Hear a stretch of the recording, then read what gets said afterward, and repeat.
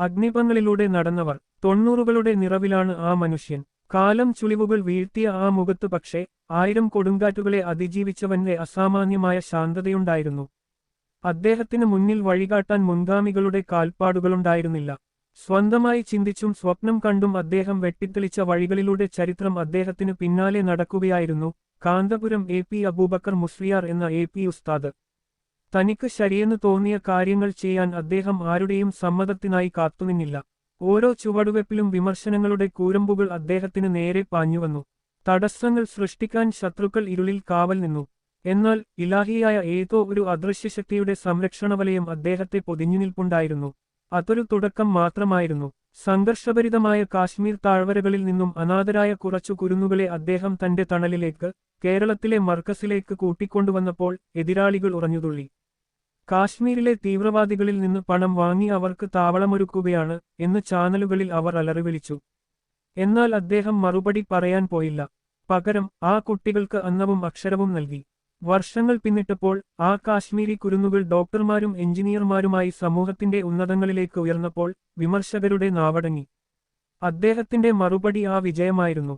കാലം പിന്നോട്ട് സഞ്ചരിക്കുകയാണ്. 50 വർഷങ്ങൾക്ക് മുൻപുള്ള ഒരു പള്ളിമുറ്റം.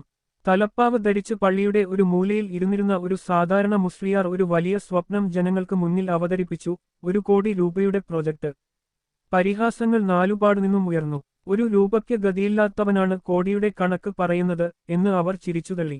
പക്ഷേ അവരുടെ ചിരികൾക്കുമേൽ കോഴിക്കോട് നഗരത്തിന്റെ ഹൃദയഭാഗത്ത് ആകാശം മുട്ടെ ഒരു വലിയ കോംപ്ലക്സ് ഉയർന്നു നിന്നു. മർക്കസ് എന്ന ആ മഹാസൗധത്തിനു മുന്നിൽ വിമർശകർക്ക് തലകുനിക്കേണ്ടി വന്നു. ശത്രുക്കൾക്ക് അടങ്ങിയിരിക്കാൻ കഴിയുമായിരുന്നില്ല. അവരുടെ കുതന്ത്രങ്ങൾ കടൽ കടന്നു.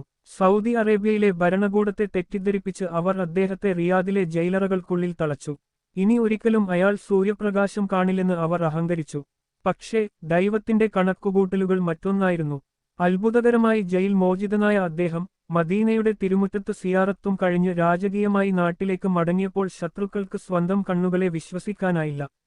വർഷങ്ങൾക്കിപ്പുറം മറ്റൊരു അഗ്നിപരീക്ഷ.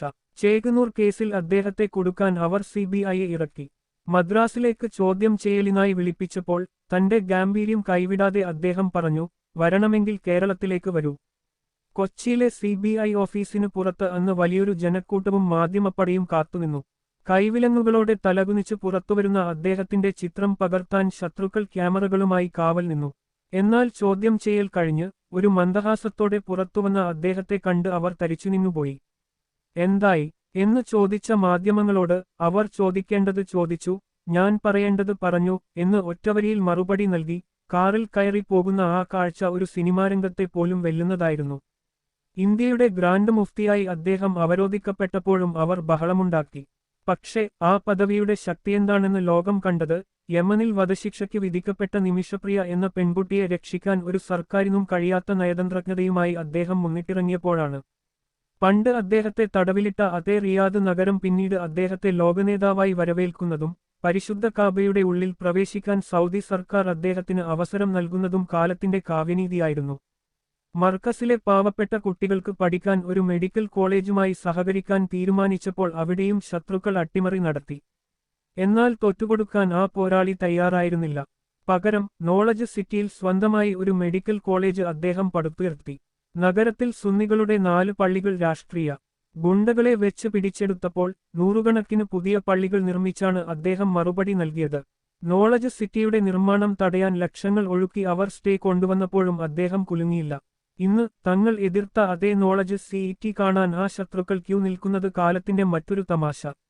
ആ ജീവിതം തന്നെ ഒരു മഹാസാഹസികതയായിരുന്നു. ആളിപ്പടരുന്ന അഗ്നിജ്വാലകൾക്കിടയിലൂടെയാണ് അദ്ദേഹം നടന്നുകയറിയത്. വെറുമൊരു മത്സ്യമാർക്കറ്റിൽ നിന്ന് മീൻ വാങ്ങുന്നതോ റെയിൽവേ പ്ലാറ്റ്ഫോമിലിരിക്കുന്നതോ സാധാരണക്കാരനായി നടന്നു നീങ്ങുന്നതോ ആയ ചില ചിത്രങ്ങൾ കാണിച്ച് ഇതാണ് ലാളിത്യം, ഇതാണ് സാഹസികത എന്ന് വാഴ്ത്താൻ എളുപ്പമാണ്.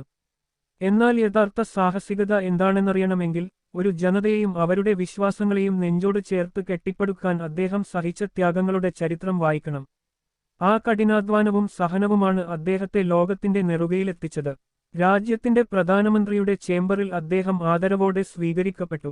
ആ രാജകീയ വേദി പോലും തന്റെ സമുദായത്തിന്റെ സങ്കടങ്ങൾ അധികാരവർഗത്തെ അറിയിക്കാനുള്ള അവസരമായാണ് അദ്ദേഹം കണ്ടത്. അവിടെ നിന്ന് പുറത്തുവരുമ്പോൾ നെഞ്ചിലെരിയുന്ന 1000 വേവലാതികൾ ഉള്ളിലൊതുക്കി കാത്തുനിന്നവർക്ക് മുന്നിൽ ഒരു ചെറുപുഞ്ചിരിയോടെ അൽഹംദുലില്ലാഹ് എന്ന് മാത്രം അദ്ദേഹം പറഞ്ഞു.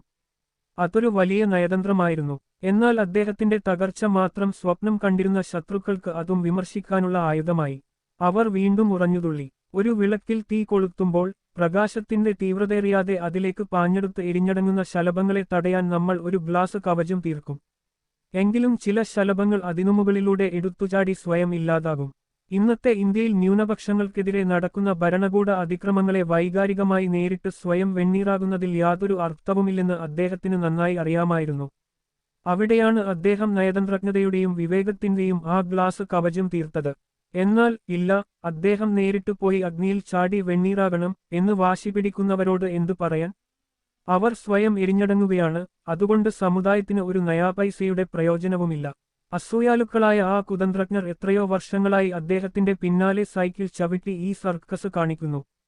അവരെ അദ്ദേഹം എപ്പോഴെങ്കിലും വകവെച്ചിട്ടുണ്ടോ? അവരോട് ഉപദേശം ചോദിച്ചിട്ടാണോ അദ്ദേഹം ഇതൊക്കെ ചെയ്തത്? അല്ല, ഇനിയൊട്ട് ചോദിക്കുകയുമില്ല. അതുകൊണ്ട് വിമർശകരോട് ഒന്നേ പറയാനുള്ളൂ, അദ്ദേഹത്തെ അദ്ദേഹത്തിന്റെ വഴിക്ക് വിടുക. തൊട്ടതെല്ലാം പൊന്നാക്കിയ ആ മഹാമേരുവിന് തുല്യനായി ഈ ഭൂമുഖത്ത് അദ്ദേഹം മാത്രമേയുള്ളൂ. ഒരു പകരക്കാരൻ ഇന്നുവരെ ജനിച്ചിട്ടില്ല. സാധ്യമെങ്കിൽ അങ്ങനെയൊരാളെ നിങ്ങൾ കാണിച്ചു തരൂ. എന്നിട്ടാകാം ബാക്കി വിമർശനങ്ങൾ.